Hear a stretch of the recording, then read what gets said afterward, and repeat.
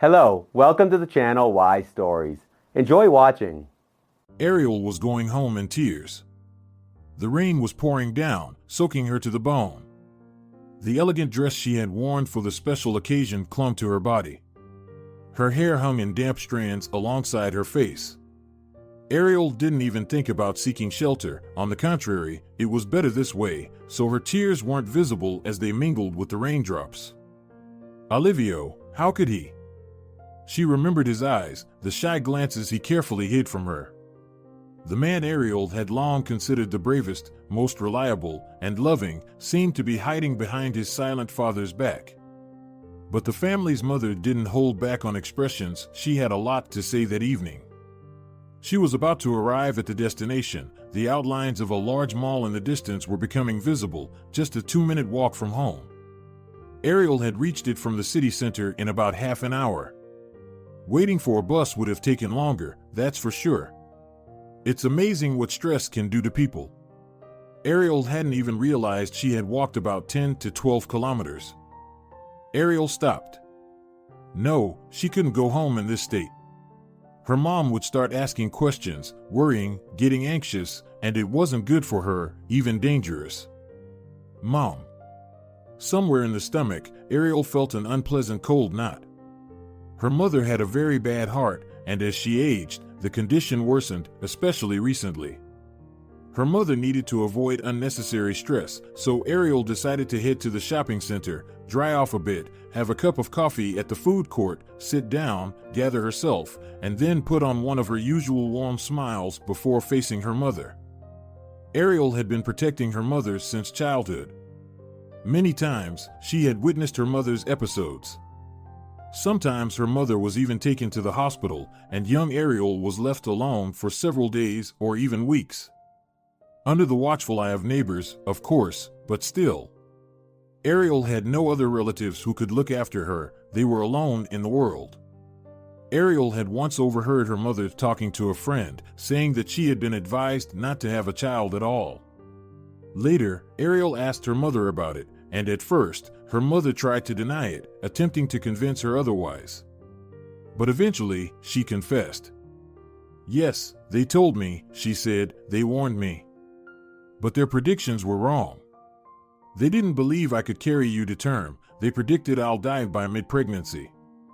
And how did you decide to go on? Ariel inquired. Well, I thought, what's the point of living if I won't have you? You were already with me, living in my heart. How could I get rid of you? No, it was the right decision in my life. Ariel sometimes felt guilty because her mother was in this condition because of her. But her mother, noticing this, would get angry with her. Don't think about that.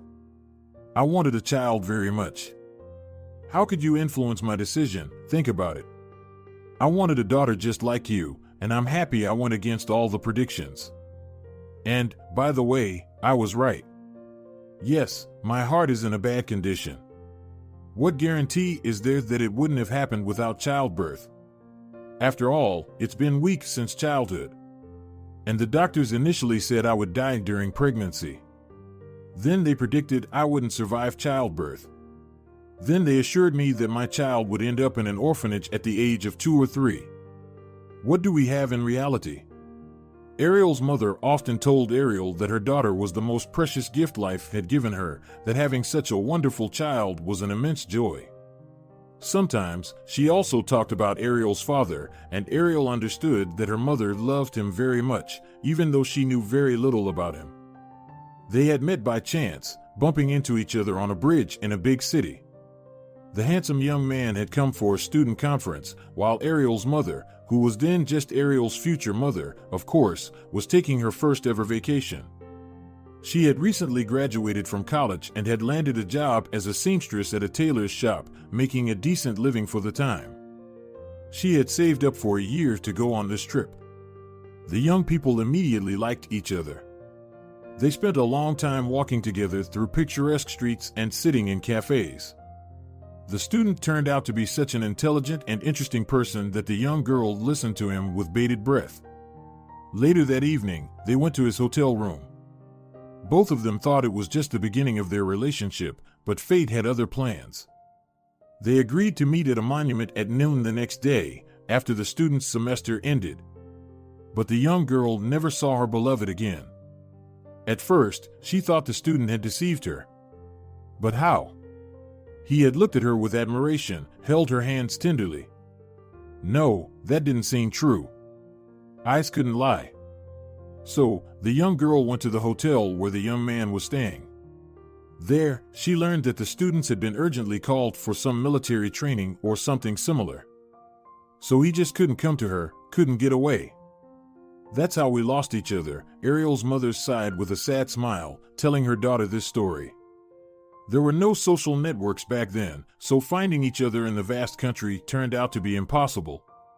We hadn't even exchanged addresses. I searched for him, tried to find information about his city or university in that hotel. They refused. The information was confidential, after all. Surely, he must have tried to find me as well. At least I still have you. And how could I give up such happiness? Ariel settled at a table hidden behind a column. She didn't want people to look at her right now. They flowed through the upper floor of the shopping center in an endless stream. Among them there were couples in love. Young people hugged, smiled at each other, just like her and Olivia had not long ago. Happy. But, of course, there was no guarantee that this happiness would last long, no guarantee at all. A cheerful waiter brought Ariel her coffee and wished her a good day, looking friendly on the surface but indifferent underneath. He didn't really care how Ariel's day would be, it was just his job. The only person in the world who wasn't indifferent to Ariel was her mother. Her health was deteriorating. Until this evening, Ariel had hoped that Olivia loved her too. He had told her so many times. He must have been lying. Ariel took a sip of the hot, aromatic beverage with pleasure, and the blissful warmth spread throughout her body, making her feel a little lighter. Maybe it wasn't so bad that Olivia had revealed his true self today. It would have been much worse if their relationship had gone further, become more serious, and then he showed his true colors. Although how much more serious could it have gotten? Ariel had thought he was about to propose, otherwise, why would he invite her to meet his parents? That was a sign of serious intentions. Ariel had recently graduated from college. She had become a seamstress, just like her mother. She had loved this craft since her early years. Even as a little girl, she used to dress her numerous dolls. She enjoyed creating interesting designs, selecting materials, and the process itself brought her joy. It was truly a wonderful thing. There was a piece of fabric, or maybe several pieces, and before you knew it, that shapeless something turned into a beautiful dress that could make any doll into a princess. Ariel's mother worked a lot, so the girl often found herself alone at home, left on her own. But she never got bored. Sewing both distracted and entertained her, giving her pleasure. When her mother came home from work, she sincerely admired her daughter's creations and even took Ariel's many masterpieces to her own tailoring studio to show her colleagues. But Ariel never became a fashion designer, of course. After finishing school, she attended college and pursued a career as a seamstress. Now she worked at a tailor's shop not far from home. She enjoyed her work, and she had a knack for it. Her superiors praised the young and enthusiastic employee. Nobody could adjust outfits to fit the figure as skillfully as she did. Over time, the most challenging cases were entrusted to her, and she handled them brilliantly. She even liked the complex tasks, seeing them as a challenge. Ariel ordered another coffee. She needed to warm up. She couldn't afford to get sick and pass it on to her mother, who couldn't afford to be ill. Ariel had recently achieved something almost impossible. She had arranged for a consultation with a renowned cardiology professor, and it was entirely free. Soon, the best specialist in the field would examine her mother, and perhaps he would come up with a treatment plan to alleviate the condition of the not-so-old woman. After all, her mother was just over 40. Yet she struggled to breathe when walking, as if she were 100 years old. And her bathroom shelf was filled with medication bottles. All of this caused Ariel pain and great fear. Olivia somehow distracted the girl from these sad thoughts, shifting her focus just by his existence. He lived as if in some other world. The son of wealthy parents, he fluttered through life like a carefree butterfly. There were meetings with friends, traveling, parties in his life. Always cheerful and happy, he seemed to charge everyone around him with his optimism. Moreover, Olivio was quite the handsome fellow. Tall, athletic, with perfectly chiseled facial features, a broad, white-toothed smile, charming dimples on his cheeks, and a perpetual bronze tan. Olivio often traveled with his parents. Even in winter, they flew to the ocean, where they sunbathed and frolicked in the azure waves. Olivio also dressed stylishly and with taste. He looked like a guy from a fashion magazine and could easily have become a model. But he had different plans for his life. Olivio was studying at a prestigious economics university. When he and Ariel had first met, he was just finishing his penultimate year. Ahead lay a challenging but exciting year, state exams, writing his thesis, graduation, and then working for his father, a well-known local businessman who owned a chain of auto repair shops. What could these two have in common? Ariel, a poor girl who had recently graduated from college and was working as a seamstress, and Olivio, a bright representative of the golden youth? But fate had other plans for them, and by the will of fate they met in a nightclub. Ariel had never been a fan of such places. Firstly, they were very expensive, and Ariel had spent half of her monthly salary to go to this club, which was extremely impractical given her situation. But Sylvia, a childhood friend and neighbor, had begged Ariel to accompany her. Sylvia had always dreamed of a glamorous life and wanted to experience the atmosphere of an upscale nightclub, even if it was just for one evening. She had even bought a special dress for the occasion. How could Ariel refuse her friend's plea? Ariel didn't particularly dress up for the club. She wore her favorite tight jeans and a flowing, wide top. And as it turned out, Ariel had guessed right with her choice of outfit, not Sylvia in her fancy dress. Nearly all the girls in the club were dressed similarly to Ariel. It was no big deal. A couple of times, Sylvia managed to drag her friend onto the dance floor. "Well, did you come here to sit, or what?" Sylvia asked with joyful, shining eyes. And Ariel danced amid the crowd of young people. It was indeed pleasant to let loose and surrender to the waves of sound. In one of those moments, Olivio approached her. He simply stood next to her and started dancing, copying and complimenting Ariel's movements. The girl, noticing this, felt embarrassed and stopped, but he smiled friendly at her, took her hand, and led her, spinning Ariel in the dance. So skillfully and confidently that the two of them seemed to become one.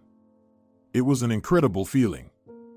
During the dance, the girl was examining her unexpected partner. He was handsome, incredibly handsome and stylish. And he was dressed very expensively. Ariel was well versed in clothing because of her work at the tailor's shop. The young man wore clothes from expensive brands. How could such a guy even notice her? Maybe the dance would end, he would smile and go back to his similarly wealthy friends. Most likely, he just enjoyed how Ariel danced and decided to dance with her for a few minutes. But Olivio didn't leave. He asked for permission to accompany Ariel back to her table, and since there was no one at the table, Sylvia continued to conquer the dance floor. The young man offered to keep Ariel company. Wow! The girl's heart pounded like a jackhammer. She couldn't believe that such a guy wanted to talk to her. They honestly tried to converse that evening, but the loud music made it practically impossible. Nevertheless, Olivio managed to shower Ariel with compliments she had never heard before. "You are very beautiful and graceful. Your eyes are simply stunning." "When I saw them, something turned inside me," Olivio said, looking directly at Ariel and appearing very serious. The guy clearly wasn't joking or being insincere, he was saying what he felt. Ariel was taken aback. Before, she had only received compliments regarding her unquestionable talent for sewing. She never thought she was beautiful. In school, the boys never paid attention to her, they noticed only the girls with more prominent figures. And what about Ariel? She was thin, tall, angular. Who would notice someone like her? In college, there were no boys either, just like at work. So, Ariel received such delightful compliments for the first time, and her head was spinning. Of course, she immediately fell in love with Olivio. In her eyes, he was the most handsome guy on earth. But she couldn't believe that anything could happen between them. They were too different. Olivio asked Ariel for her phone number so that he could text her. She dictated it, and the young man made the call, asking her to add his number to her contacts. Then Olivio escorted both girls home in a taxi. Sylvia, after drinks, experienced strong emotions and initially didn't notice that Olivio was clearly not interested in her. He delicately deflected her advances, trying not to hurt Sylvia's feelings. This further endeared him to Ariel. How sensitive and considerate he was. Before parting ways, Olivio kissed Ariel's hand. It was evident that he wanted more, to pull her close, maybe even kiss her on the lips. Ariel felt it. But the guy restrained himself and limited the gesture to an elegant one. Still, Ariel didn't believe that Olivio would call her. The next day was a day off, and she didn't have to work. Ariel was on edge from the early morning. On the one hand, she wanted Olivio to call, really wanted to experience those feelings again, just like yesterday. On the other hand, she was a bit afraid. What if Olivio would get disappointed in her during the day, notices some flaws that weren't visible in the nightclub's dim lights?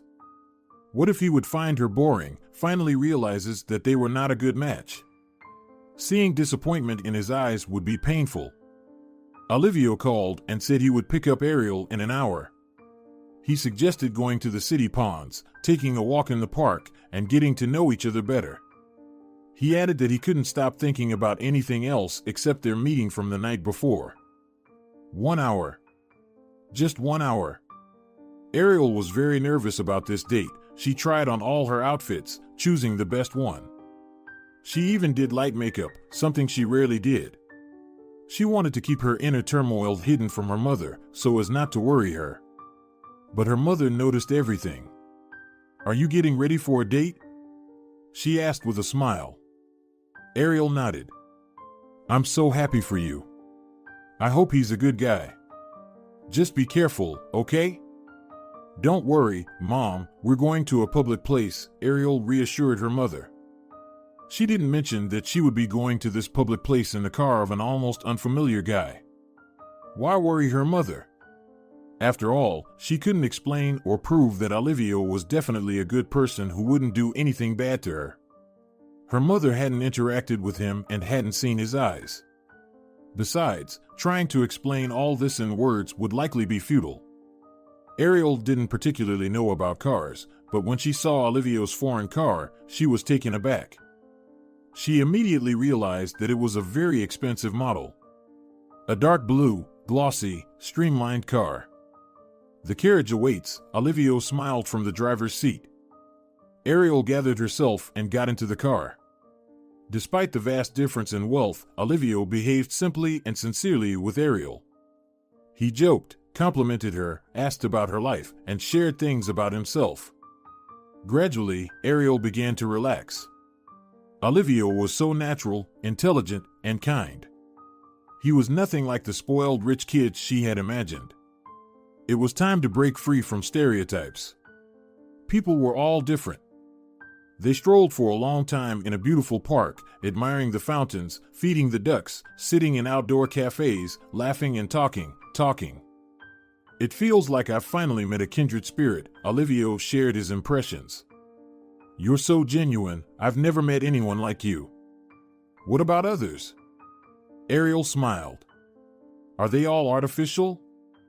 "Exactly, artificial," exclaimed Olivio. Very precise word. Most girls are like photocopies, demanding and capricious. They see me only as a wallet, well, and a pleasant appearance.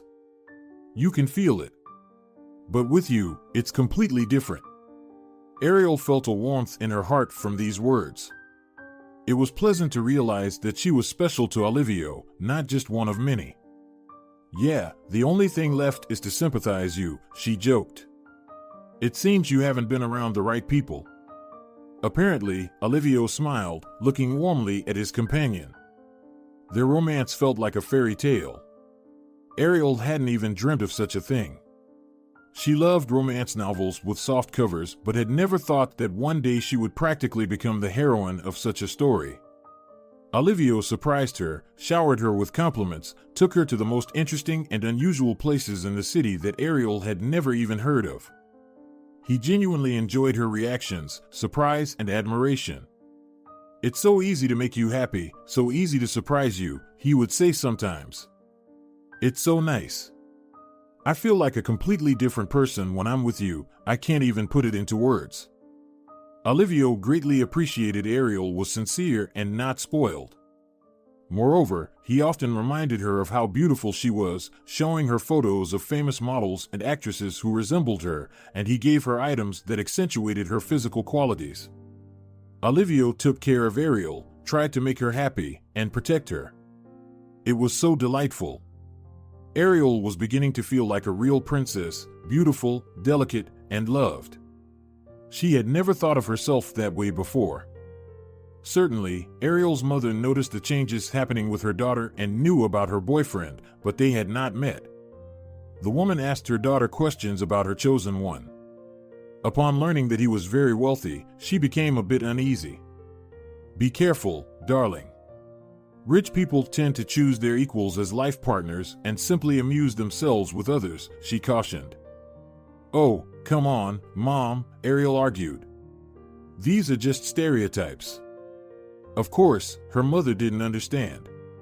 She didn't know Olivia, she couldn't see the way he looked at Ariel. Olivia's not like that. Besides, it's the 21st century, and you're still stuck with these outdated ideas, Ariel countered. "I just don't want him to break your heart," her mother shook her head, looking at her daughter with concern. And what happened in the end? Her mother turned out to be right after all.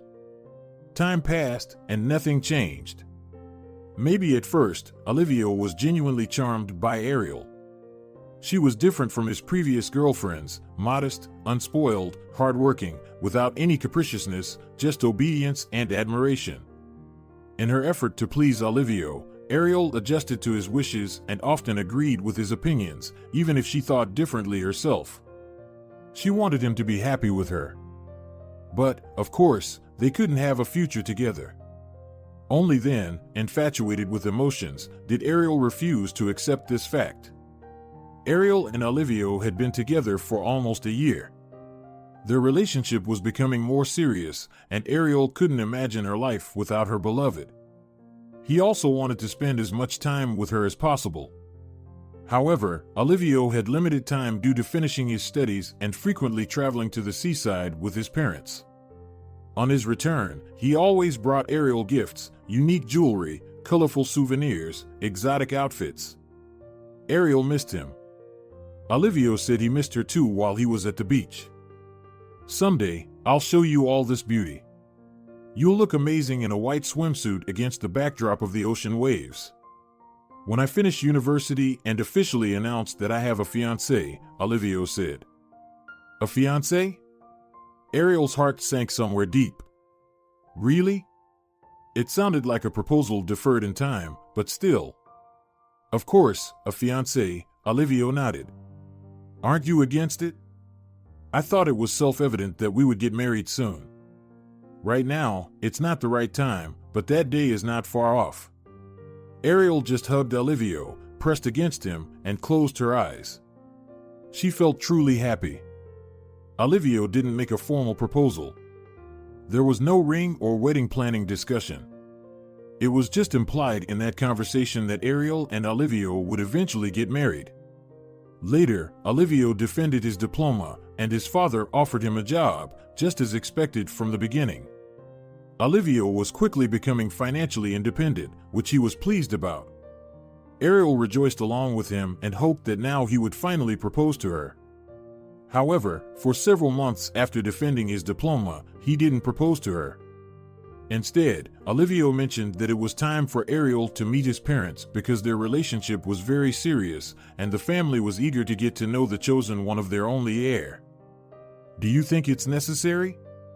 Ariel clarified. She was very anxious about meeting Olivia's relatives. Family had always been very important to him, and Ariel knew that. She was afraid of disappointing his beloved's parents. Of course, it's necessary. Why are you worrying? Everything will be fine, Olivia assured her. As always, Ariel unquestionably believed Olivia's words because he still seemed strong, reliable, and determined to her at that time. If her beloved said that everything would be fine, then it would be. The meeting was scheduled for a Friday evening at one of the city's most luxurious restaurants. Ariel had looked at photos of the restaurant's interior on social media in advance and became even more nervous. She always felt awkward in such settings. Although Olivia occasionally invited her to similar places, this time she would have to interact with his parents, and she didn't know how they would perceive her. On the other hand, even if she didn't make a good impression on Olivia's mother and father, it wouldn't affect their relationship. He was already independent and an adult, making his own choices in life, as Olivia had emphasized. So Ariel's happiness didn't depend on this meeting. Still, she wanted to make a good impression on her beloved's parents so that their future family would be filled with peace, harmony, and warmth. Ariel decided to take the bus to the restaurant. She had run out of money for a taxi, and her next paycheck was still a week away. Most of her earnings for the month had gone toward her mother's medication. But it was all right, Ariel didn't mind taking the bus. In fact, she sometimes intentionally chose longer routes to enjoy the cityscape and have some time to herself. However, she couldn't relax this time. She kept winding herself up with anxious thoughts, and her soul was restless. Ariel had a gut feeling that the meeting wouldn't go smoothly, and as it turned out later, her intuition didn't fail her. The bus was nearly empty, rush hour had long passed. Ariel sat with her forehead pressed against the cool window, trying to calm herself down, but it wasn't working. Perhaps she shouldn't have worn this sundress? Its length was decent, below the knee, but her shoulders were too exposed. Would Olivia's parents think her outfit was vulgar? Maybe she should have opted for a light business suit? Well, she wasn't going to the office after all. Ariel's thoughts were interrupted by the shrill cry of the conductor. Aren't you ashamed to ride public transport without a ticket at your age? Ariel glanced toward the source of the noise. At the far end of the bus, near the driver's seat, an unpleasant scene was unfolding. The conductor in an orange vest, a plump woman with cheaply dyed hair, was looming over a frail elderly lady. The old woman clung to her seat, clutching a fabric bag filled with something, and stared at the enforcer of order with a frightened expression on her face. Let me explain to you, I'm going to visit my grandson in the hospital. I spent my entire pension on treats for him. Do you understand? Are you really so bothered if I quietly ride a few stops here? The cabin is empty anyway. And if it fills up, I'll stand in a corner and won't occupy a seat for no reason, the old lady explained. Empty or not, it's none of your business, the conductor snapped. You should only pay for your ticket. Please pay the required amount. If I let everyone ride for free like this, they'd stop paying my salary. Pay or get off. The elderly woman kept talking about her grandson who was in the hospital and needed the items she was carrying. There are medicines, groceries, and some other things, she said. The elderly lady tried to reach out to the conductor, clutching her chest, and it even seemed like she might burst into tears. Still, the enforcer of order remained adamant, demanding payment for the ride. Ariel suddenly felt very sorry for the old lady, who was so desperate to reach her grandson.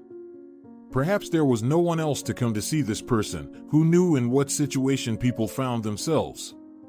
The fare wasn't that high.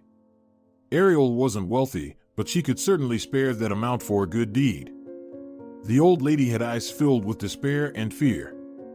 No, Ariel just couldn't stand by like the other few passengers and watch the scene indifferently. I'll pay for this lady, Ariel said, handing some change to the conductor.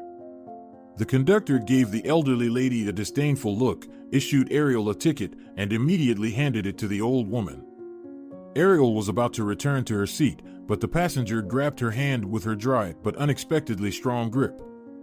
Thank you so much, the elderly lady said warmly. Thank you for your kindness. Don't think I'm some beggar. I do have a pension. I've worked at the factory my whole life. But this month, there's been trouble. My grandson, Benito, had an accident and I had to buy him everything. Now I'm taking it all to the hospital. I don't have any money left. Can you give me your phone number, and when I receive some money, I'll transfer it to you? It was another surprise. It turned out this elderly lady knew how to use mobile bank apps. She was quite a modern senior citizen. No, you don't need to, Ariel insisted. I won't become poor because of this small amount, but it's clear that you're in a tough financial situation. Throughout the journey to the hospital, the old lady continued to thank Ariel and told her about her grandson Benito. It seemed that he was a very decent young man. The grandmother worried about him because, after the accident, he ended up in the hospital with injuries, but she was relieved that he was still relatively unharmed. The wounds will heal, they won't disappear, the talkative fellow passengers said. The most important thing is that he's in his right mind. Ariel nodded with a smile. Then, the elderly lady got off at her stop, and Ariel continued the rest of her journey in silence.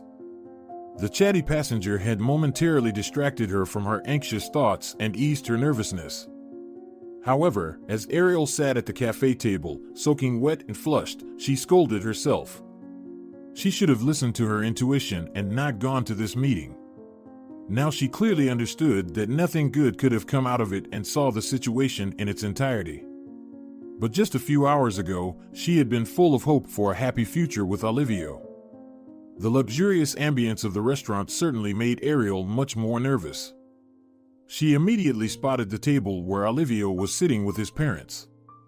When he noticed her, he greeted her with a smile, approached and hugged her, patted her back, and complimented her on her appearance.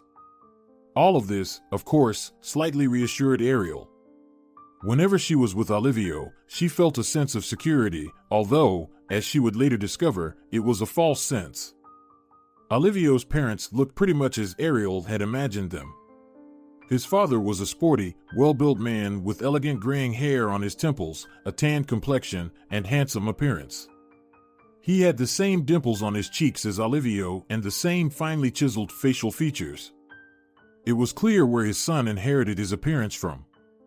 His mother was a well-groomed woman who, of course, was a frequent visitor to beauty salons.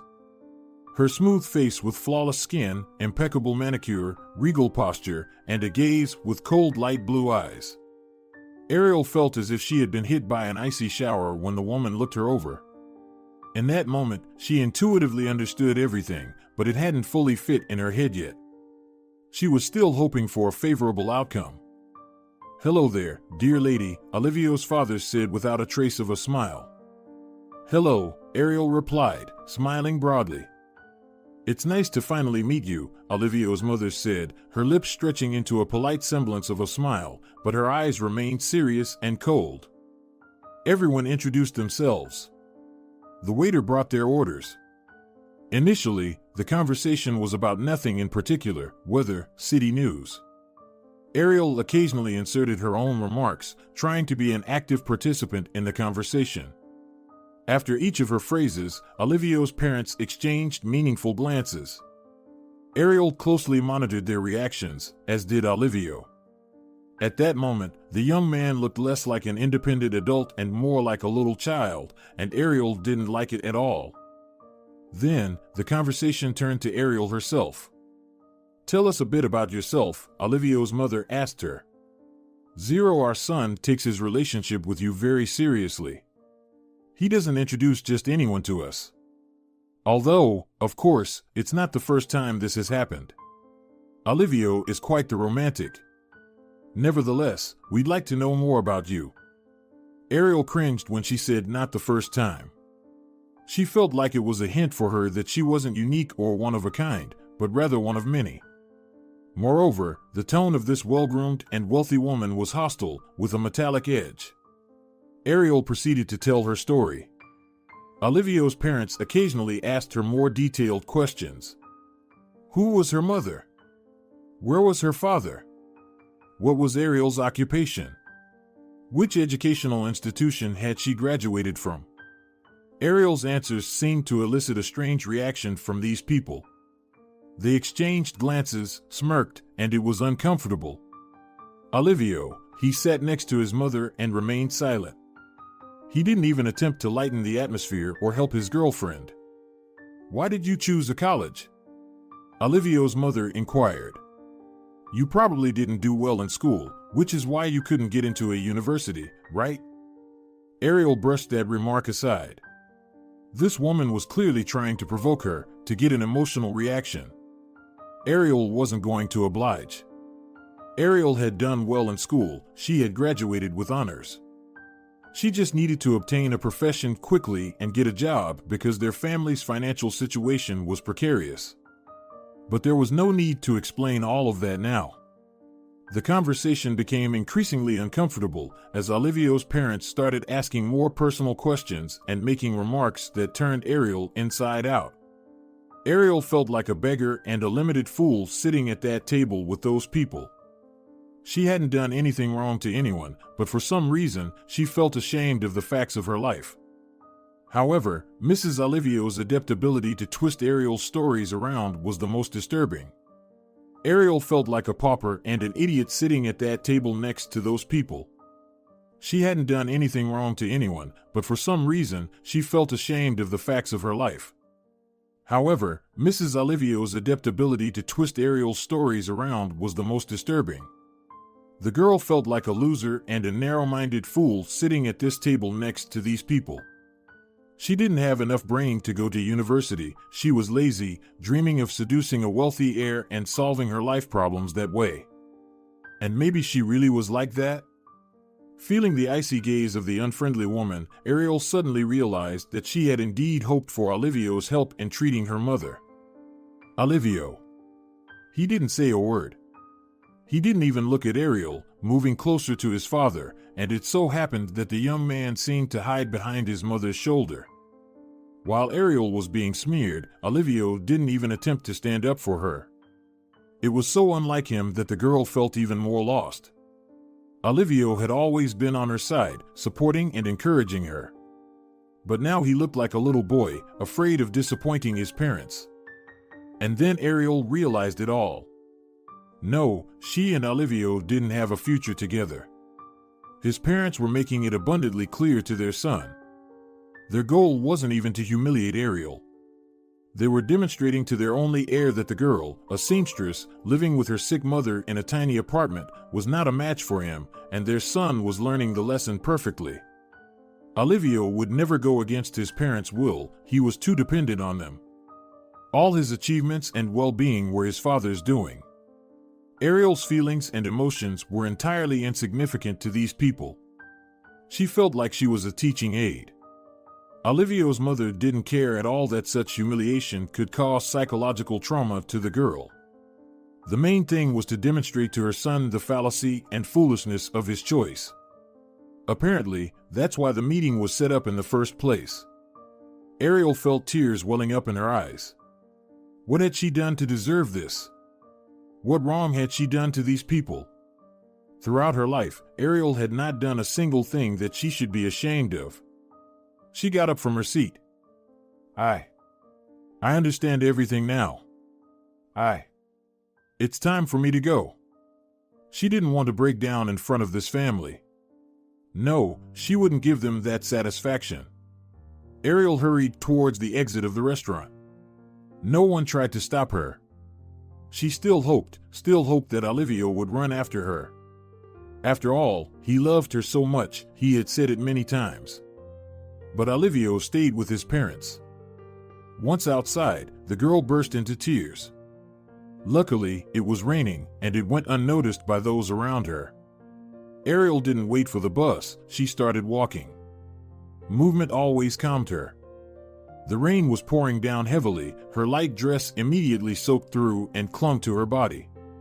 Passers-by sought shelter under awnings to wait out the downpour, but Ariel walked on. She didn't notice any discomfort, as she was not in that state of mind.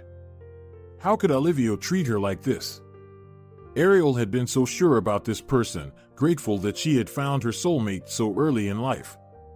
It turned out she had made it all up.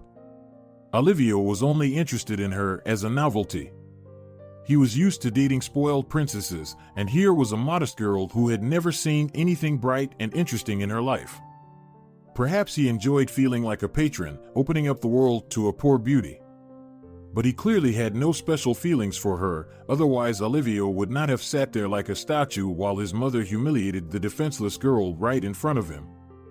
And now Ariel sat in the shopping center, gulping down one cup of coffee after another. Her hair had almost completely dried and now curled beautifully. The dress was also dry. And Ariel had recovered enough to meet her mother. She would act as if nothing had happened. She couldn't let her mother see the darkness in her soul.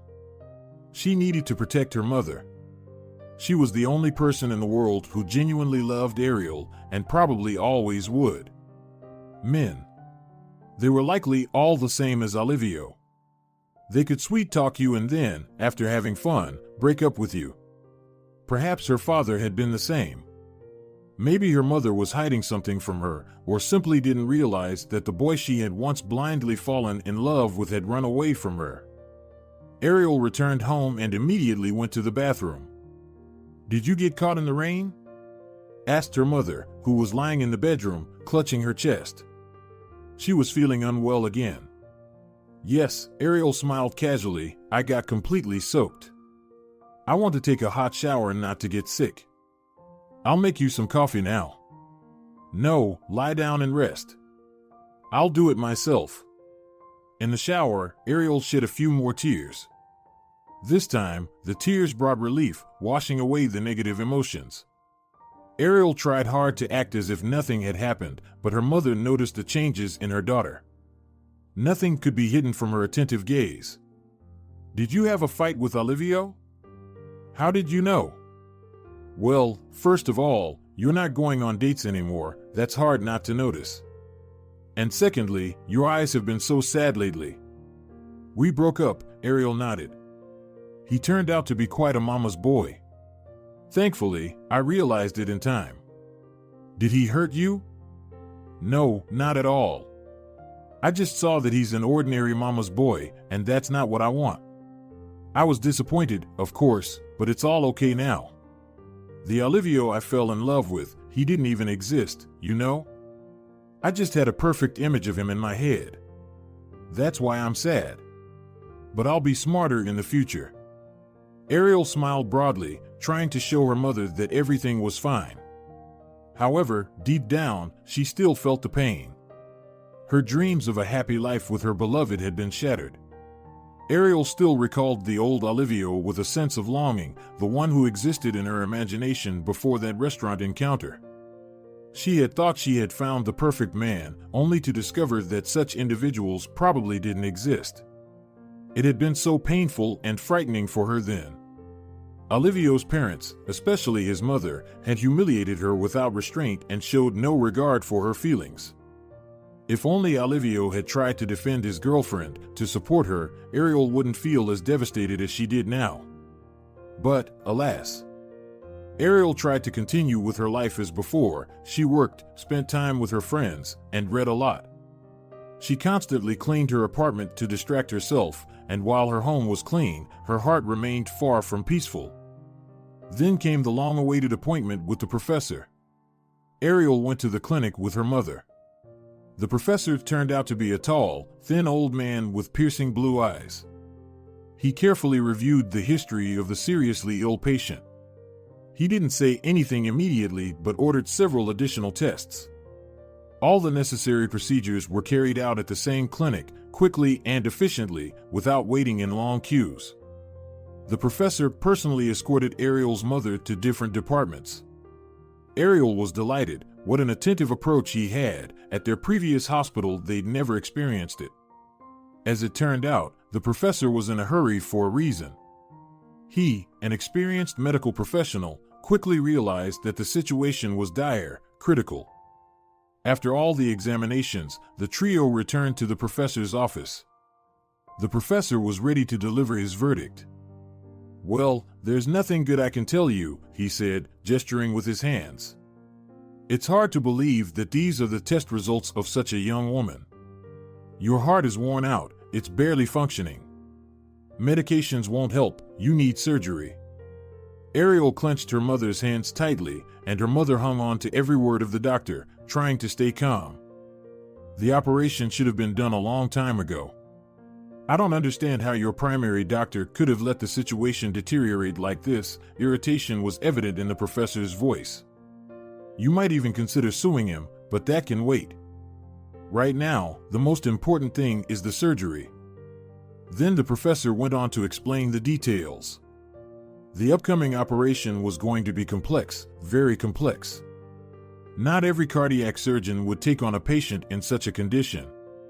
Treatment had to be done in the capital city. That meant they needed money for travel expenses, accommodation, and the cost of expensive medications. Moreover, the surgery itself was exorbitantly expensive. When the professor mentioned the amount, Ariel flinched. There was simply no way for her and her mother to come up with that kind of money, unless they sold their apartment and ended up on the streets. But even if they did that, real estate wouldn't sell so quickly, and the money was needed right now. All of this needs to be done as soon as possible, the professor said seriously, looking at the bewildered visitors. Every day matters. What happens if we don't have the surgery? Ariel's mother asked. I just can't imagine where we would find such a sum. Is medical therapy an option? No, the doctor replied immediately. No medications will help you at this point, only surgery. What should we do? Ariel whispered. She was barely holding back tears welling up in her eyes. All her previous worries about her disappointment in Olivia suddenly seemed utterly insignificant. This was a real catastrophe, and she didn't know how to deal with it. You could try reaching out to a charitable foundation, the professor suggested. They often raise funds for medical treatments and help many people. The doctor quickly typed on his keyboard to find the relevant folder, located what he was looking for, and printed a list of charitable foundations. Here, this is a list of foundations that actually provide help and aren't involved in fraud. Ariel grabbed the list like a drowning person grabbing onto a straw. On the way home, both mother and daughter remained silent, each lost in their own thoughts. The woman was facing a difficult choice, to fight or leave everything as it was because the odds were heavily against her. Ariel, on the other hand, was feverishly searching for a solution. She saw no other way but to fight for her mother's life until the very end. Upon returning home, Ariel immediately started calling every charitable foundation on the list. She hoped they would help, she was certain they would. But no one was willing to assist them. Ariel received various responses to her inquiries. Some immediately stated that they exclusively focused on sick children, as if adults didn't find themselves in dire situations or didn't want to live as much. There were also vague rejections without sensible explanations. Only after calling to one place Ariel opened her eyes. You see, the woman who answered the call explained with a guilty tone, your situation isn't very appealing. People tend to donate for little kids and parents of young children so that they don't become orphans, especially mothers. In your case, you're an adult woman, working, and your daughter is already grown up. So, there's no chance that anyone will respond to your plea. Ariel was grateful to the woman for her, albeit harsh, honesty. At least now she understood why all the foundations were turning them down. It meant she had to find alternative ways out of this dire situation. Hoping for foundations was just a waste of precious time. Mom, let's put the apartment up for sale at a lower price so that a buyer is found sooner, Ariel suggested. No, her mother sighed, the operation may not even help. And if we sell the apartment, where will you live? How will you manage? No, let everything go as it goes. No! Ariel exclaimed. No, don't even think about it. We'll find the money, everything will work out. Every spare moment, Ariel now monitored job listings. She was willing to do anything, work in remote locations in the north, respond to questionable advertisements offering obviously illegal activities for relatively good pay. But she quickly realized that this wasn't a solution either. By the time she got a job and worked for a couple of months to qualify for a loan, precious time would have been lost. Plus, there was the risk of falling into trouble, dealing with scammers. Most of the ads promising riches seemed highly suspicious. And if something happened to her, how would her mother cope? Who would help her? Ariel was in despair. She cried every day out of helplessness, secretly from her mother. In contrast, her mother appeared surprisingly calm. She seemed to have accepted her fate and didn't even attempt to do anything, understanding that it was futile. One day, Ariel took a desperate step because she had no one else to turn to. She dialed Olivio's number. They hadn't communicated all this time. Olivio hadn't called, hadn't written, hadn't even tried to apologize for his behavior at the restaurant.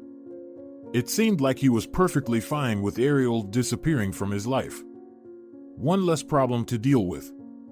After everything that had happened, Ariel despised Olivio. She considered him a mama's boy, and even his name irritated her. She had deleted all their shared photos to avoid stumbling upon them on her phone. Those pictures just kept hurting her. In them, she was so happy, so in love, and she had no idea what awaited her. But, one way or another, only Olivio could help her. He was wealthy, didn't worry about money, and might lend her the necessary amount, even with interest, just to get the money sooner. Ariel knew a bank wouldn't grant her such a loan. Her financial stability was too low.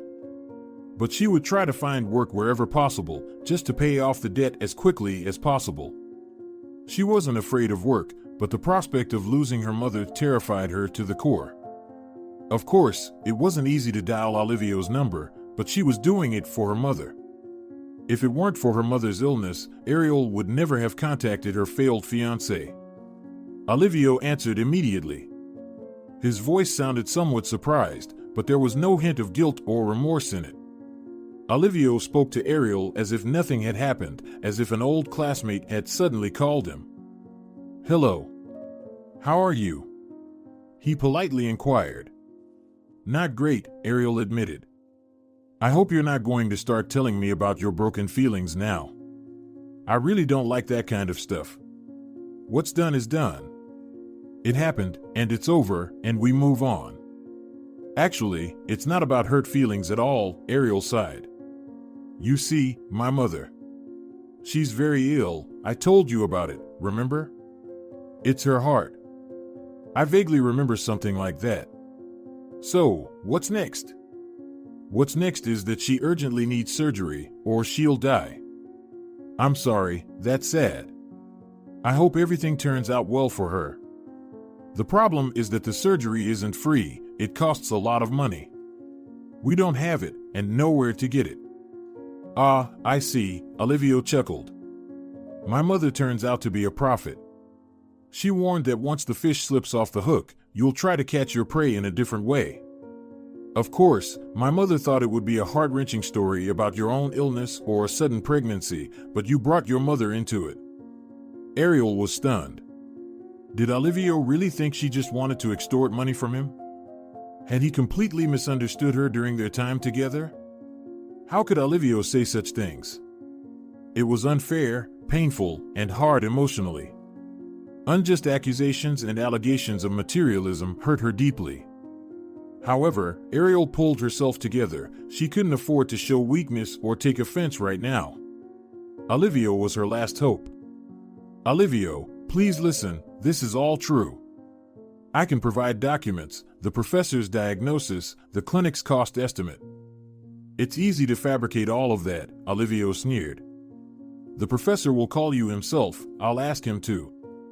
"Are you making fun of me? Anyone could make that call. You think I'm a sucker." "Olivio, but it's true." "Enough," Olivio replied sharply. "I'm tired of listening to this nonsense. Initially, I even felt guilty about how things turned out. You seemed like a naive and sincere girl to me at first.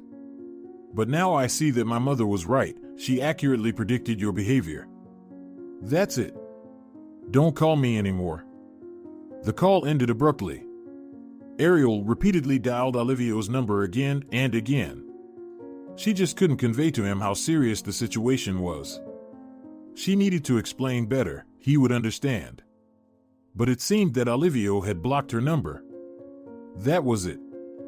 Her last hope had vanished, like dew on a hot summer day. Ariel couldn't imagine who else to turn to. Olivia had once again crushed and humiliated her, making her feel like a fraud. How could this be? Tears welled up in Ariel's eyes.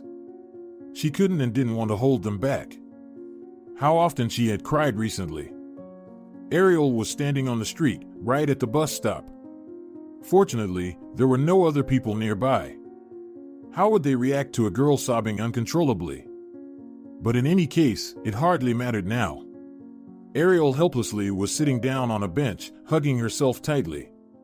Tremors coursed through her entire body, and she couldn't do anything about this condition. It was probably a fit of hysteria. Ariel was tired of fighting, tired of knocking on every door and getting rejected everywhere. And then there was Olivia. She had to turn to a person who had once trampled on her and humiliated her, and he had done it again. But most importantly, Ariel still couldn't help her mother. Watching a loved one slowly fading away day by day was unbearable. Her mother had grown weaker right before her eyes. She no longer went to work, sitting at home on endless medical leaves. Her boss threatened to fire her. Who needed an employee like her? And what about the housework?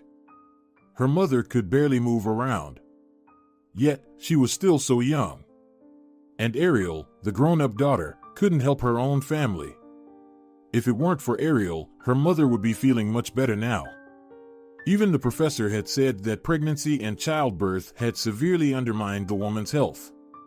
Large tears streamed down Ariel's cheeks, and it was hard to catch her breath between sobs she was trying to suppress. Ariel just couldn't pull herself together. And then, right in front of her, a car pulled over. It stopped, and so what? Perhaps someone was just dropped off at the bus stop. These things happen. Ariel tried her best to calm down so as not to frighten people. But no, that wasn't the case. The window on the driver's side slowly rolled down, and Ariel met the gaze of attentive gray eyes. It was a young man, a little older than Ariel by the looks of it. He was openly observing the girl, while she continued to cry, unable to regain her composure. I told you something was wrong with her from the very beginning," an elderly voice came from the back seat. The man turned to his invisible passenger and absent-mindedly nodded, then addressed Ariel. "Young lady, what's wrong with you? Do you need help?" No, Ariel protested. Suddenly, she felt embarrassed for sitting there crying in front of everyone. People had stopped because of her, and they probably had their own business to attend to, maybe even in a hurry. "No, don't be shy. If someone has offended you, or something has happened, please share," the man continued. At this point, the rear door of the car swung open, and an elderly woman stepped out.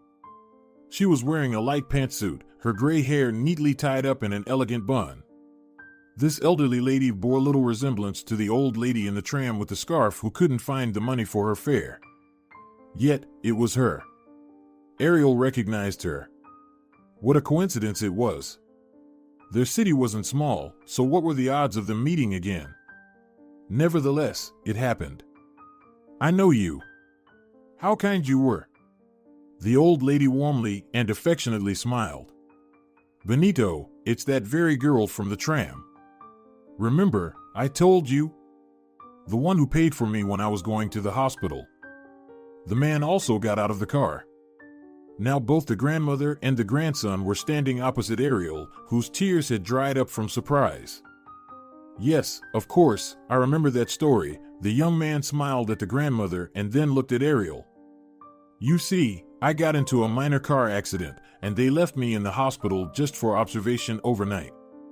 I didn't even want to tell Grandma. It's just that her friend works as a nurse at this hospital, and she let it slip. So, Grandma dropped everything, spent the last of her pension on buying me food and medicine for a year in advance, and rushed to the hospital." Ariel found it delightful to watch this friendly quarrel. These were good, caring, and sensitive people who clearly cared deeply for each other. "But I remember thinking back then, in the tram, that your grandson was a boy or a teenager," Ariel admitted. He will always be a little one to me, even though he's over 2 meters tall and has been supporting himself for a long time, the grandmother smiled. But what about you, dear? Are you in trouble? Don't be shy, you're a kind girl. You helped me back then, you couldn't stay indifferent. Perhaps we can help you in some way. Ariel sighed. How could they help her? What could these people possibly do? Ariel was facing insurmountable problems, far too complex for her, and no one, absolutely no one in the world, could help her. However, Ariel suddenly realized that she really wanted to share her troubles with someone. Benito, his grandmother, they would listen to her, that was for sure, and at the very least, they would sympathize with her. Ariel realized that she had been keeping her worries to herself all this time, unable to confide in anyone, not even her mother, because her mother had a bad heart and she couldn't worry her. But now, these potential listeners were sitting right there, asking her to open up, and that's exactly what Ariel needed right now. Well then, will you finally tell us what happened to you? The old lady asked again. Aren't you in a hurry? Ariel asked. My story isn't very short. We're not in a hurry, the grandmother and grandson replied in unison. All right, Ariel nodded. Then let's find a more pleasant place to talk, Benito suggested, looking around. Oh, there seems to be a nice pizzeria over there. What do you think of that idea? I'm in, the grandmother immediately responded. Me too, Ariel nodded, feverishly calculating how much money she had left on her card. Great. The cozy ambience, stylish furniture, and pleasant music in the pizzeria created a conducive atmosphere for conversation. Benito, despite Ariel's objections, paid for the order. The group settled at a table tucked away behind a shelf with live flowers.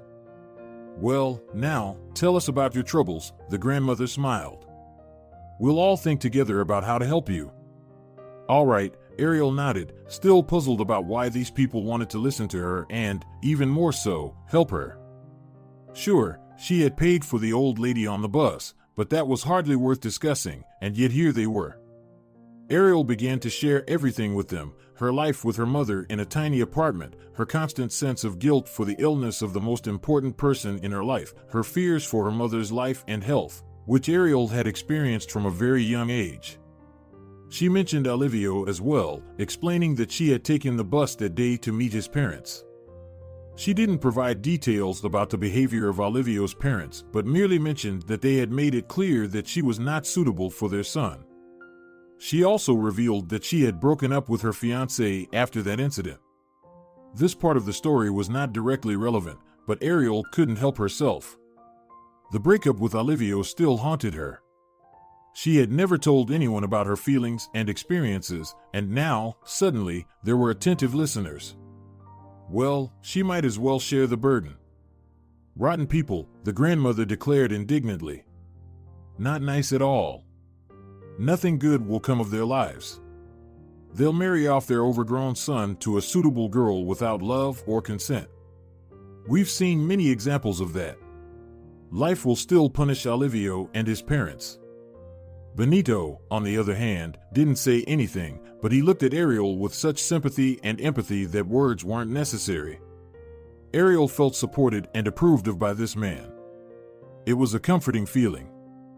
Then came the part of the story about her mother. Ariel told them about the consultation with the renowned professor and his diagnosis. And now my mom needs an expensive surgery, and it needs to happen urgently. I tried to find the money, I did everything I could, even asked Olivio. But he thought I was some kind of fraudster, so I broke down in tears at the bus stop after our conversation. What a fool! The grandmother exclaimed in anger. He doesn't understand people at all. I've only seen you twice in my life, and I can tell that you're a very honest and modest young lady. And he spent so much time with you and still didn't realize it. Olivio, whom the old lady didn't even know, greatly irritated her. It almost seemed funny if the situation weren't so tragic. In short, I have nowhere to get the money, Ariel concluded. And without the surgery, my mom. The girl still couldn't utter the dreadful word, but the listeners understood everything. The old lady hugged Ariel and began to gently stroke her head. Ariel started crying again. Well, where could she hide from these silly tears? She couldn't help it. For the first time, she was being listened to, and for the first time, people sympathized her. It was priceless.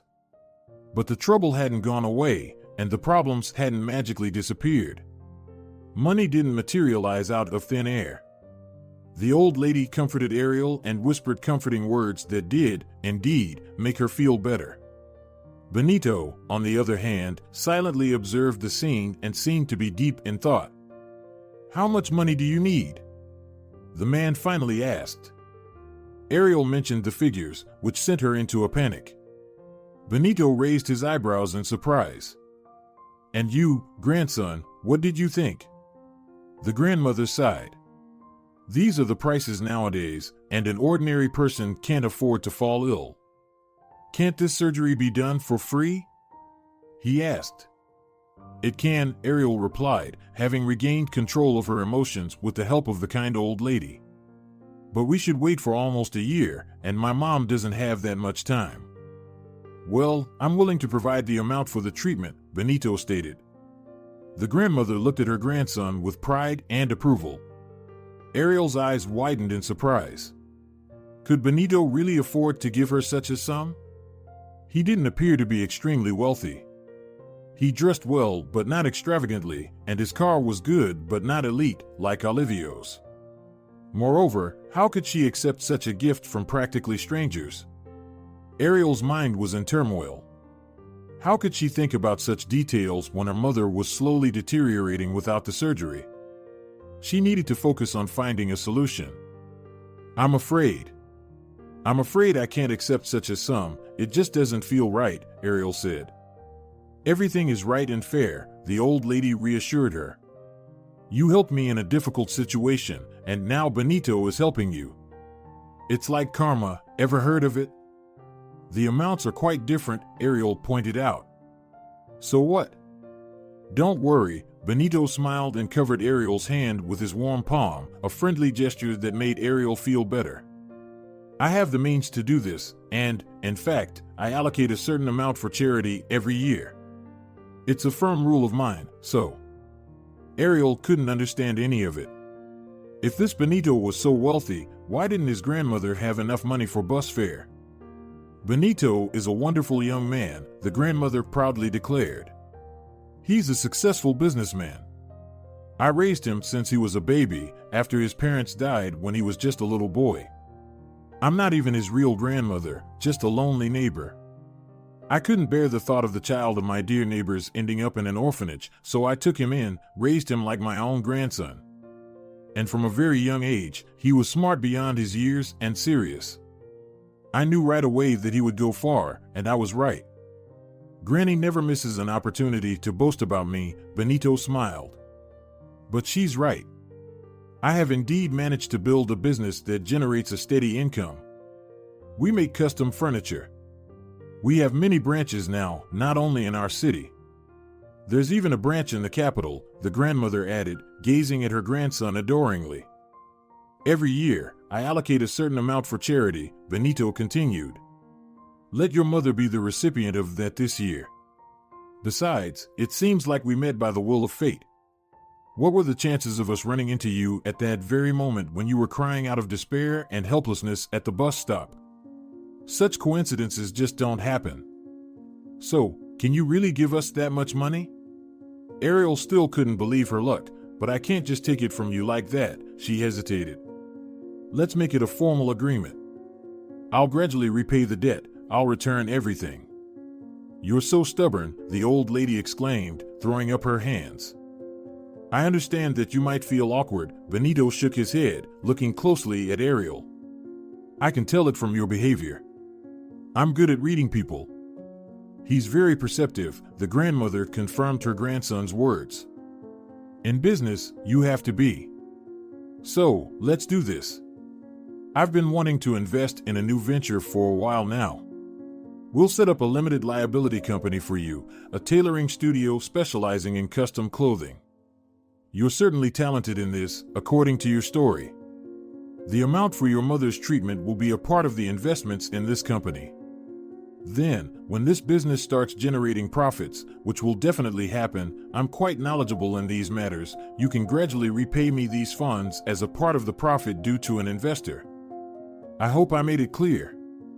Ariel nodded. What was happening seemed more and more like a fairy tale. Investments, a company, a new interesting job. And most importantly, money for her mother's surgery. Could this really be happening in reality? Ariel suddenly feared that she would wake up any moment and find that she had merely dreamt this wonderful dream. But no, it was all true. Benito and Ariel exchanged phone numbers, and his grandmother took Ariel's number too. "Call me when you're feeling down," the old lady said, "and just stay in touch. You're a very pleasant person, and it's enjoyable talking to you." And so, everything started moving quickly, picking up pace. Ariel's life was changing with each passing day, and these changes were making her head spin. Firstly, her mother was sent for surgery in the capital. Benito not only covered the necessary medical procedures, but also organized everything down to the last detail. He bought tickets, arranged for Ariel's accommodation in the capital, secured a comfortable room for her mother, and found all the rare medicines on the list. Ariel wouldn't have been able to handle it all by herself, especially not so quickly. Benito, on the other hand, resolved every issue as easily as snapping his fingers. He was an incredible person. Benito didn't say much, only what was necessary. Unlike his grandmother, he turned out to be a rather quiet man. Often, Benito and Ariel traveled together for various tasks, and they both remained silent, but the silence wasn't oppressive and didn't lead to awkwardness. Ariel could feel waves of warmth and acceptance emanating from Benito.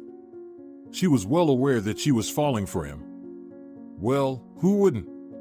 He was simply the perfect man. However, Ariel always reminded herself that Benito surely had a significant other. He wasn't married, and there was no wedding ring on his finger, but he definitely wasn't single. Of course, his chosen one must also be perfect, some beauty with model looks, a pure heart, and impeccable manners. Ariel couldn't possibly compare. So, Ariel could only occasionally daydream that one day Benito would notice her as a woman. These daydreams seemed like an impossible fantasy to her. For 2 weeks, while her mother recovered in the hospital after the complicated surgery, Ariel stayed in the capital. She visited her mother every day, brought her treats, and encouraged her. The doctor reported that the surgery had been successful and added that the patient had just managed to come just in time. A little more, and... In short, Benito and his grandmother had met Ariel at just the right time. Benito's grandmother kept in constant contact. She checked on Ariel's mother's health, rejoiced in the evident improvements with Ariel, and also suggested places worth visiting in the capital during her free time. Ariel had visited so many places during this time, seen so many things. It was very exciting, as she had never been to the capital before. Benito also frequently called, but the nature of their conversations was more business-oriented. He was busy setting up the new LLC, a company where Ariel would be the director and head tailor. This made Ariel somewhat anxious. Could she handle it? Well, she excelled at designing and sewing, which was her passion. It was fantastic that she finally had the opportunity to earn a living doing what she loved, what truly inspired her. Ariel had long felt that her talent was going to waste working as an ordinary seamstress, altering clothes to fit, which was nothing like creating custom-designed garments. That's where her imagination could truly take flight. Now, however, she had to dive into the paperwork and legal matters because Ariel was going to be the director and co-owner of the company. She believed she could handle it. The most important thing was that her mother was saved. Ariel would do everything in her power to make the company thrive, ensuring that Benito wouldn't regret his decision. She would repay him the entire amount, and even more. Time passed by. Ariel's mother made a full recovery, and she was discharged from the hospital. Mother and daughter returned home, with plans and hopes for a new life. Ariel's mother went back to work, no longer needing to take sick leave, and she looked rejuvenated, like a healthy, energetic woman. Ariel, on the other hand, immersed herself completely in her newly established business. Work was captivating, inspiring, and joyful. Ariel couldn't be happier with what she was doing. Benito helped her with the documents and legal matters. There was no need to ask him. It was as if he had an inner sense of when and where problems arose, and he effortlessly resolved them, as he always did. Ariel struggled to hold back her feelings for Benito. He had saved her in a difficult and seemingly hopeless situation. Naturally, she felt a romantic attachment to her savior, but did Benito need that? Probably not. He was just a good person who couldn't ignore the tears of a distraught girl at the bus stop. Moreover, he was a businessman trying out a new project, a tailor shop specializing in custom-made clothing. It had the potential to be a profitable venture, and that's why he had gotten involved. Benito was serious, reserved, and perhaps a bit stern. Looking at him, it was hard to imagine how kind and compassionate he truly was. He communicated brusquely with his employees and especially avoided personal connections. One day, he shared his life story with Ariel. It happened on one of those late nights when they had stayed behind to work on their report. Benito lost his parents at a very young age.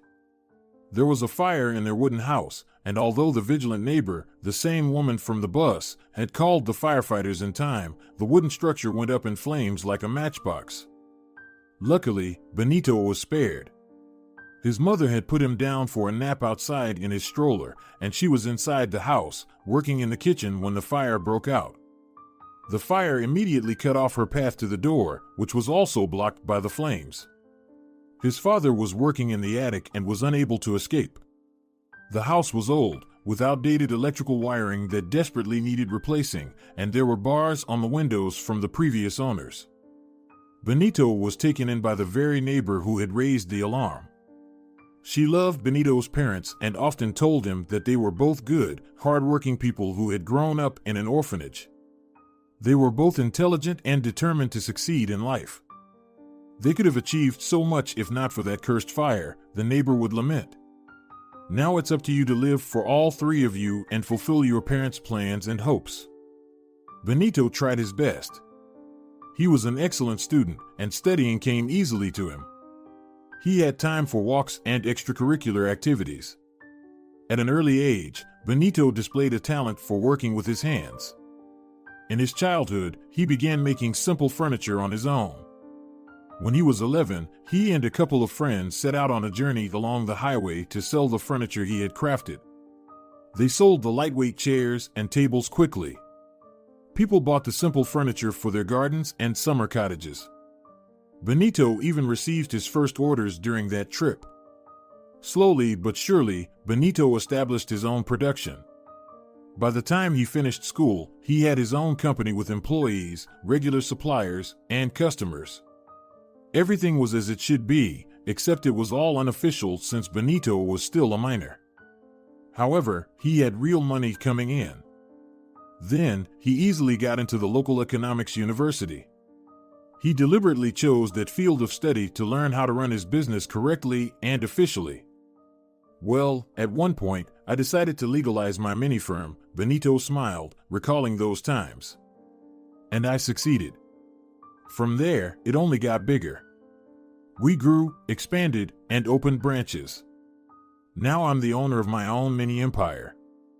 After hearing this story, Ariel had even greater respect for Benito. What an incredible person! He had risen from the bottom, going from making makeshift furniture to owning a network of furniture manufacturing businesses. It was amazing. Ariel's feelings for Benito hadn't diminished. In fact, they grew stronger with each passing day. Benito, who appeared calm and even stern on the surface, concealed a kind and attentive nature that no one knew about. She was so lucky to have him. Ariel gradually became an enthusiastic businesswoman herself. She now understood many aspects of the business and handled most issues on her own, without Benito's assistance. She even fulfilled her long-held dream of learning to drive. She obtained her driver's license and bought a new car from a dealership, not a luxurious foreign car, but a reliable and high-quality one. Ariel was a very cautious driver. However, not everything depended on her on the road. There were always reckless drivers and daredevils around. One day, Ariel encountered one of those rule breakers at the crossroad. The incident happened right there. For some reason, the airbag didn't deploy, and Ariel hit her head on the steering wheel. It wasn't anything serious, but it left a cut on her forehead. The ambulance that arrived at the scene took her to the regional hospital to stitch up the wound. Ariel was in the procedure room, pain-free thanks to the anesthesia, while the surgeon worked on her forehead. She didn't feel any pain. Instead, she was thinking about how badly her beloved car was damaged. When the tow truck came to pick up her car, Ariel didn't have a chance to inspect the damage closely, but it was undoubtedly worse than her minor injury. After the surgeon finished, Ariel was taken to her ward. "Can I leave? I feel perfectly fine today." "I have a lot of work to do," Ariel asked. "No," the doctor shook his head. "You'll have to spend the night in the hospital. We need to rule out you don't have a concussion." Ariel felt genuinely bored in her single hospital room. She hadn't planned on being in the hospital, so she hadn't brought a book. She would have at least read something if she had. All she had was her phone. She told her mother that she was staying at a friend's place for the night, not wanting to worry her about the accident. She was accustomed to shielding her loved ones from stress, even though her mother's health wasn't a concern. Ariel was laying on the bed, absent-mindedly scrolling through her news feed when the hospital room door suddenly burst open. Standing in the doorway was Benito, with disheveled hair and a worried look in his eyes. When he saw Ariel, who was looking at him in surprise from her bed, he rushed over and hugged her tightly. "I was so afraid of losing you," he said. Ariel felt a warm wave from head to toe. Benito said this phrase so sincerely, and it meant a lot to her. Wow! She gladly embraced him. She had been dreaming of this for so long. "I was afraid something serious had happened to you," Benito said, slightly pulling away and looking into Ariel's eyes. "I saw photos of your mangled car in the local social media, recognized the license plates. They said the driver was in critical condition. I don't think I could go on without you anymore." "I'm perfectly fine," Ariel smiled. They exaggerated it on purpose to make it more interesting for people to read. "I just have a scratch on my forehead. The doctor put in a couple of stitches, that's all." Benito smiled in response. "Well, it seems there's no point in hiding it anymore. I didn't tell you anything because, well, you seem to be somewhat dependent on me. I didn't want to make things awkward or confusing. I don't even know when I started having feelings for you. Maybe when you told us about your trouble at the pizzeria. Or maybe after that, when we were organizing your mother's treatment. I don't know. But I've never met anyone as sincere, honest, and beautiful as you. Today, when I heard about the accident, I was so afraid I had lost you forever. It was such a fear. I've never felt anything like it before." Ariel smiled. She would find the right words to tell Benito about her feelings, but a little later. Surely, he could see everything in her eyes. After all, Benito was intelligent and had a keen sense of people. "Well, now you find yourself in the same situation as your grandmother once did," Ariel smiled. "Remember, back then at the bus stop, she said that someday you would understand? You would understand how you can get scared for your loved ones. That's exactly what happened." "Well, she's right," Benito's eyes sparkled. "The situation is very similar. Grandma, as always, was right. In everything." If you're enjoying it as well, leave a like and subscribe to the channel. All right, everyone's presentations are done. Nick, the manager, said as he tried to move the discussion forward. "Excuse me, I haven't. I recently found out something." Nick interrupted me and began to speak. "There's apparently someone in this department who didn't graduate high school and is just a part-timer. Meetings should be for employees only." Absolutely right. His lackey, Mike, of course, agreed with Nick. "I'm leaving." After leaving the meeting room, I started to shut down my computer. I noticed that an email had arrived, not in my personal inbox, but in the company's shared email. Thinking, there's no point in speaking up, no one will listen, I went home quietly. The next day, I heard a commotion from Nick's desk. He was staring at his computer screen, his face pale. "Nick, is something wrong?" Mike looked at the screen with him. And he turned even paler than Nick. Why is he so angry? Knowing the reason for Mike's distress, I thought to myself, serves them right. My name is Adam. My mother passed away when I was in the 9th grade, and I was raised by my father. Well, you could hardly call it being raised. After my mother passed, my father changed. He drowned his sorrows in alcohol, and though he still went to work, he squandered our living expenses on horse racing. Because of that, I had to start working part-time as soon as I entered high school. Every month, I went to the convenience store with bills in hand that couldn't be auto-deducted from my father's account. Even though I endured it because I didn't want to be alone, I reached my limit in my 2nd year of high school and dropped out. I found a live-in job at a distant inn. Thank you for everything. The day I left home, my father, still staring at the TV, spoke. Take care. That was our last conversation. Back then, 18 wasn't the age of majority, so I needed my father's permission to work, and I couldn't hide my place of employment. Yet, my father never visited me even once. I kept working just to survive, and before I knew it, I was 42. Years of hard work paid off, and I was transferred to the headquarters. I was thrilled to be recognized by the company, as I thought I'd be working in the field until retirement due to my lack of formal education. Listen up. Our work can change the future of our employees. Don't drag us down. On my first day after the transfer, Nick, dressed in an expensive suit, spoke sternly. There was a reason for this. Our inn was located in a prominent tourist destination, known so well that everyone in the state could sing its commercial jingle. At its peak, we had 5 locations within the state. But that was long ago. Due to financial difficulties and aging facilities, only the place where I had worked for many years and the original establishment remained. I was prepared to lose my job anytime, but now there was a glimmer of hope. With the rise of social media, the tourist area where the inn was located started gaining attention again. Depending on how hard the sales department, where I was transferred, worked, we could either thrive or be forced to give up this prime location to the new hotel chains continuously popping up. For Nick, who had switched careers from another industry to strengthen our sales, this was a battle he couldn't afford to lose. I understood why he had to be strict. I will do my best. Nick sneered at my enthusiastic declaration. Did you not hear what I said? I'm sorry. I thought I was listening carefully. Out of habit from years of customer service, I apologized reflexively, though I had no idea what had offended him. Someone was watching me with a smirk. In this department, there are those who are expected to excel and those who have been shoved here because they have nowhere else to go. You are the latter. It was Mike, the section chief. He's 7 years younger, at 35. But he was called to headquarters much earlier than I was and had been moving around within the headquarters ever since. I'm not jealous, but I can't accept that he's my boss. Graduating from a prestigious university, he has an unusually high pride and caused many problems as a newbie, making things very difficult for me when I was the front desk leader.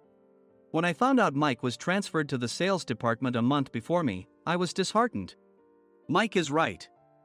With just a middle school diploma, there's not much you can do. Don't even think about achieving results. As if I didn't exist, Nick remarked, I'm thirsty. Mike eagerly ran to the coffee maker. It seems Mike is Nick's lackey. I regretted being happy about my transfer to headquarters, wishing I had stayed on site forever. Send a direct mail to every company on this list by the end of the day. Nick only assigned me tasks that even a new graduate could handle. What? There are over 1,000 companies. You want me to send to all of them by today? Yes, if you and your fellow misfits split the work, even those with nowhere else to go should finish by today. I glanced at the employees typing away expressionlessly. They were worn out from customer service, only thinking about leaving on time, or were women reassigned after having children, with zero motivation for work. Even Sam, a new graduate from the same university as Mike, who was supposed to be among the expected achievers, had no enthusiasm for the job, having joined the company wanting to do customer service. I don't care what they say, I plan to quit anytime, he said. Only Nick and Mike were highly motivated. making all the decisions between the two of them. I originally only wanted to work at the inn to survive and had no particular attachment to this job. I swallowed my words, thinking I had no right to reprimand them. About a month after the transfer, Nick told us with a frustrated look. To commemorate the 50th anniversary, we've decided to create a plan exclusive for one group per day. Originally, Mike and I were supposed to come up with it, but our president, Mr. Thompson, insists on hearing everyone's opinions. So, you all get a chance. As Nick explained, Mike began handing out prints. Make sure not to embarrass Nick. If your ideas are half-baked, you'll have to redo them. It seemed that they had printed his handwritten notes by Mr. Thompson, which included several questions and a section for free responses. It made sense why Nick had to seek our input, given that all responses had to be submitted to Mr. Thompson. We were given a week to think about it, and a meeting was scheduled to compile our ideas. My plan is to let guests enjoy both the old and modern America. Nick began the presentations. Guests would watch a master confectioner at a nearby traditional sweet shop make sweets in front of them. The welcome drink would be premium tea in a bottle. Nick's plan was certainly attractive. After his presentation, Nick called on us to present in the order we were seated. Just as I stood up for my turn. All right, everyone's presentations are done. Excuse me, I haven't. I recently found out something. Nick interrupted me. There's someone in this department who didn't graduate high school and is just a part-timer. He was likely talking about me. I joined the company as a part-timer and was made a full-time employee when I turned 20. That was 20 years ago, so Nick and Mike probably had no chance to know until recently. Meetings should be for employees only. Absolutely right. After that, Nick kept creating opportunities to solicit everyone's opinions, purposefully excluding me from speaking. The meeting unexpectedly heated up and went past the scheduled end time. A few people asked to leave, and the discussion continued with the remaining few. Still here? Normally, you'd leave in that situation. Though I had no attachment to the job initially, hearing kind words from customers made me want to make them happier. For someone like me, with nowhere to go, the inn was my home and customer service was my life. I felt pathetic about my current self. I'm leaving. I left the conference room and started shutting down my computer. I noticed an email had arrived, not in my personal inbox, but in the company's shared email. Thinking no one would listen to what I had to say anyway, I quietly went home. The next day, while preparing the DM as instructed, I heard a commotion from Nick's desk. In his haste to stand up, he hit his knee on the desk.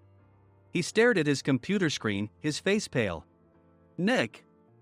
What's wrong? Mike, thinking he should be the first to rush over, approached Nick while still wearing his coat. He peered at the screen with Nick.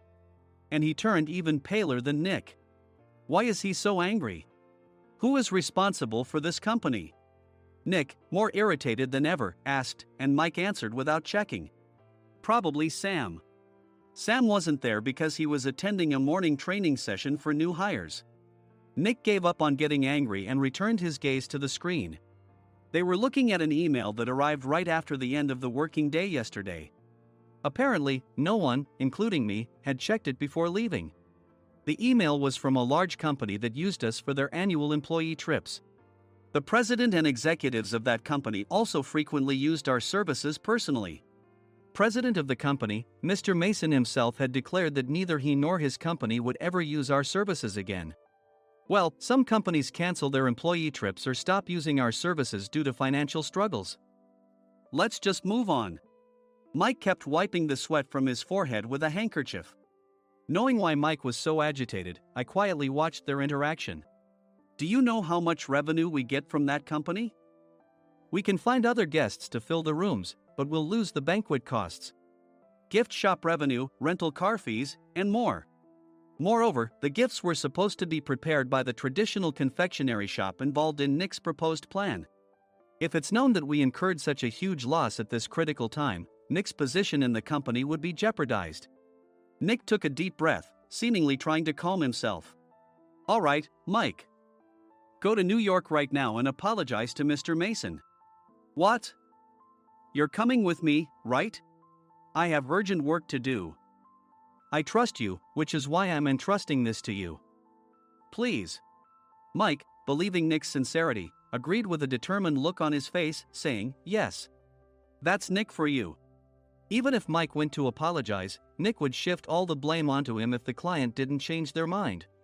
Well, it was Mike's fault to begin with, so it served him right. About 3 hours later, Sam answered a call from somewhere and repeatedly apologized, saying, "I'm very sorry." Everyone watched to see what was happening.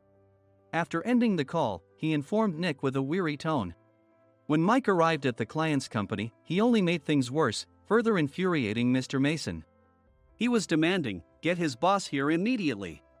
It was no wonder Sam was exhausted, dealing with such a call right after returning from training. "What is that idiot doing?" "All right, Adam, you're coming with me. If sacrificing Mike didn't work, then I must be next." Normally, I'd want to refuse at all costs, but I saw an opportunity in this situation. "If I can be of assistance, I'd be happy to join you." I obediently followed Nick, and we flew to New York. When we introduced ourselves at the reception, it became clear how serious the situation was, as the receptionist personally escorted us to the president's office. Angry voices leaked through the door, making both Nick and me uneasy. "Excuse me. I'm Nick, the supervisor. I understand my subordinate has caused you trouble, and I deeply apologize." Nick, with his experience in the corporate world, knew enough to offer an apology before excuses. However, his customer service skills left much to be desired. I sighed as I saw Mike trembling like a small dog in the corner of the room. "What kind of training are you giving your subordinates?" Mr. Mason glared at Nick with a red face. The intensity of his gaze made even Nick take a step back. Regrettably, I joined this company only 2 years ago and was unaware of Mike's issues. I should have identified his shortcomings sooner. Indeed, I should have realized sooner. No sensible person would come to apologize and then give a lengthy presentation on the drawbacks of not using their in. Nick froze, his mouth slightly open. Suspecting the worst, I picked up the documents that had fallen to the floor. It seemed Mike hastily prepared these documents on the plane, listing the disadvantages. Disadvantage 1: if you change the venue for the company trip, employees might suspect it's for cost-cutting reasons, leading to a negative impression. Reading it aloud half-jokingly, Nick snatched the papers from my hand and checked the contents with a furious expression. Among the stack of documents was a receipt from a nearby convenience store's copy machine. I felt a pang of dread, hoping he hadn't shown the receipt as well. What do you think he said when I asked what kind of nerve he had to do this? "I'm very sorry." Faced with the dire situation, Nick must have thought there was nothing left to do but apologize. In a voice smaller than I'd ever heard from him, he uttered words of apology. He said, "I'm a Harvard graduate. I don't believe I said anything wrong." "Mike, what have you done?" Forgetting his plan to pin the blame on Mike, Nick yelled loudly, even in front of Mr. Mason. "I didn't do anything wrong." "You're still saying that? Look at him." Mike pointed at me with a shaking hand. "I was assigned to headquarters in my 20s and now I'm a section chief. This guy only made it to headquarters at 42. Everything I've done proves I was right. So why are we losing the contract?" Having said his piece, Mike collapsed to the floor. "Of course. You were sent there because you had nowhere else to go." Mike never expected to hear such words from someone he looked down upon.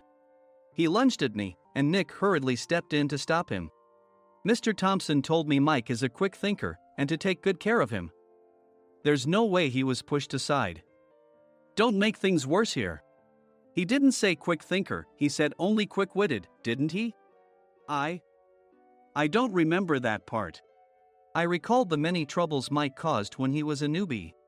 When Mike was on the front line, his pride was so high that he never apologized to customers. Customer service, especially in our job, doesn't work alone. It brings both good and bad situations. If the front staff or housekeepers made mistakes, or the cleaning company didn't properly clean a room, one had to apologize to the customers regardless of personal fault. Mike, in such situations, would never apologize, insisting he wasn't at fault. This often angered customers, and as the front desk leader, I frequently had to apologize on his behalf. He caused complaints and disrupted operations, which is why he was quickly moved to headquarters. In departments where he didn't interact directly with customers, his quick thinking was beneficial and things went well. But it seemed his flaws were starting to show. Corporate reservations are supposed to be entered into the system by the sales representative. But a quick check yesterday revealed that more than 10 items were missing from the client's reservation. The handover document clearly stated what needed to be prepared. Why didn't you enter it into the system? Why do we have to give them special treatment? Filling rooms near the banquet hall, setting up all the food in advance. Specifying the brand of wine, they're too demanding. No wonder he always angered customers, I thought, feeling a headache coming on. Grouping them in rooms near the banquet hall is for our benefit too. It makes it easier for the staff to set up beds and serve breakfast since everyone's schedule is synchronized. As for the other requests, Mr. Mason suggested them to lighten our load. I didn't know that. Nick finally seemed to realize that Mike was the one who had angered the client. What did you say to them? I just told them we wouldn't give them special treatment anymore. We shouldn't waste effort on things that don't bring in money. I was utterly exasperated at his lack of understanding of customer service. Of course, we shouldn't comply with unreasonable demands. But carrying over successful practices from past stays makes customers feel remembered and enhances their experience. Good memories encourage repeat visits. That's part of our job. I looked down at Mike, who was sitting on the floor. In our job, nothing is a waste. Mr. Thompson likely moved you to the sales department, hoping you'd finally understand this. How do you think he feels now that you've failed to meet his expectations? Mike, tears in his eyes, fled the president's office. I was amazed he still hadn't apologized. You have it tough, Adam. It's okay, we're all employees of the same company. I deeply apologize for this disrespectful incident. Especially after all the care you've shown us. If it weren't for you, Adam, I really would have stopped staying here. When I heard you were moving to the sales department, I was willing to reconsider if you handled it. Seeing us talk so amicably, Nick's face contorted. Do you two know each other? Adam's service is excellent. I always requested him specifically. Normally, we don't accept specific staff requests, but we made an exception for Mr. Mason, adjusting my shifts accordingly. He had personally stayed at our hotel just before my transfer, and during casual conversation, I mentioned, I'm moving to the sales department soon. If I hadn't told him then, things could have been much worse. Please continue to take care of us. I look forward to it. On the return flight, Nick awkwardly offered me a can of beer. It's still working hours. Of course, I had no intention of forgiving him for a single beer. Nick might try to pin everything on Mike and avoid any consequences. While pondering this, a startling fact came to light. Nick, the tea bottles for the plan have arrived. I handed Nick a bottle labeled with our inn's name. They look good. What are you talking about?